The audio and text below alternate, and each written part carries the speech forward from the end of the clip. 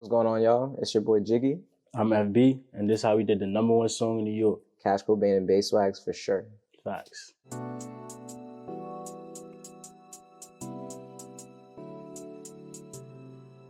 take one more. Ready? 3, 2. Yeah, it was a real special night, actually. It was actually opening night of IIIXL, and this was actually the first beat we made that night, too, which made it even more special, so.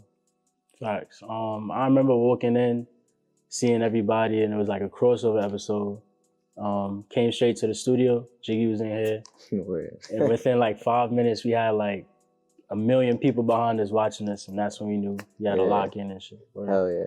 Yeah, so many people, you just have to perform. Facts. You know? And it's the first opening night, and it's the first beat. First beat. It had to be you sitting right here, too. Yeah. Word, right here.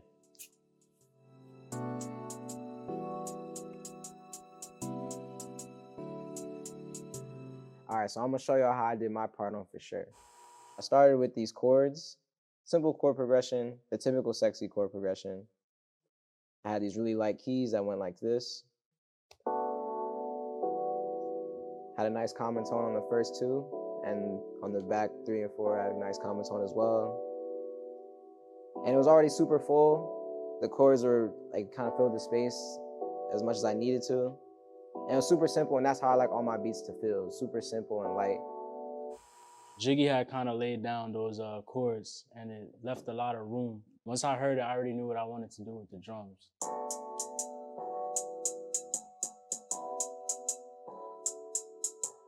So one that I did next, add in my signature string, just to fill the background space a little bit, but give it that old sample vibe, as like a lot of the old 90s and 80s R&B songs that, you know, we sample for Sexy Drill have that in them. So I wanted to kind of add that element of it in there as well.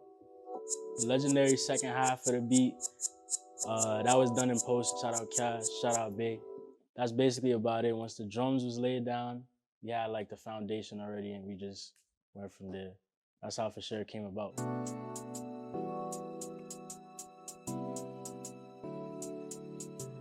My first time hearing it, you showed it to me at On The Radar. Yeah, On The Radar, yep. Yeah. When I heard it, I knew it was like one of them ones, I ain't gonna lie, like it was just different. When we made the beat, we didn't make it drop after like a minute. I think that was post-production, but that shit was just hard, and the way it ends and all that too. Yeah, it's funny, when I heard it, Cash sent it to me. It was like 4 a.m. and I'm waking up, I'm listening to it, and I'm just like, yo, this is crazy. And then nah, OT. Like just seeing what it is now, like it feels even crazier. Like every time I hear it, I just love it even more. So in that moment at 4 a.m., waking up out my sleep hearing it, I was like, yeah, this is one of them ones, for sure. That shit was different, for sure. Definitely. That shit was mad different.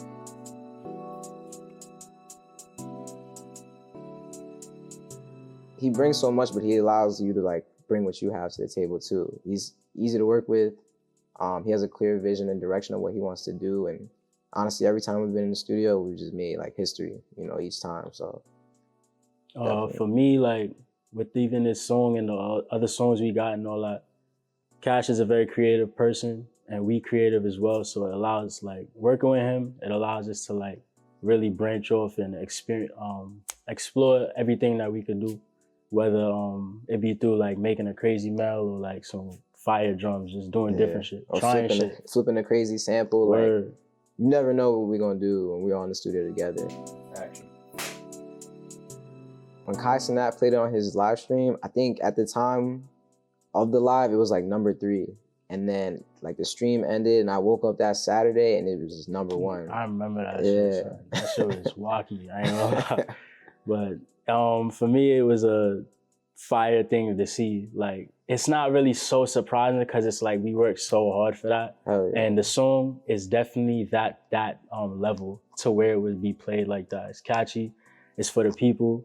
Like, it's not no drill shit, blah, blah, boom. It's like, you know what I'm saying? It's for the people. You can listen to that in front of anybody. So, hell yeah. I mean, I'm not surprised that Kai is like not only playing it on his stream, but fucks with it. You know what I'm saying? Like, word. It's not just Kai, it's everybody. I seen Cardi B. It's the world. I ain't gonna lie. Lala Anthony. That shit's growing fast too. Yeah, hell yeah. Every day it's a new celebrity, a new artist, a new just you know, someone just reaching out saying, yo, I love this song so much. This is my funny favorite shit. song. I had it on repeat. You know, some of my favorite producers that I've, you know, looked up to have reached out to me like, yo, like, OD. this is like one of my favorite records out. Like, you did that, you know. OD. And so hearing that shit is all over my story on Instagram. Yeah, like, every day. I that's think that's the only thing I repost. Yeah, for sure. Shit going crazy. And then lastly, can we get your names and handles one more time and just where to find y'all on everything? I'm FB. You might know me as Fuckboy. And you can find me at FCKBWOY on everything. Right, my name's Jiggy. You can find me at Who Jiggy, WHOJIGGI, and that's on all platforms.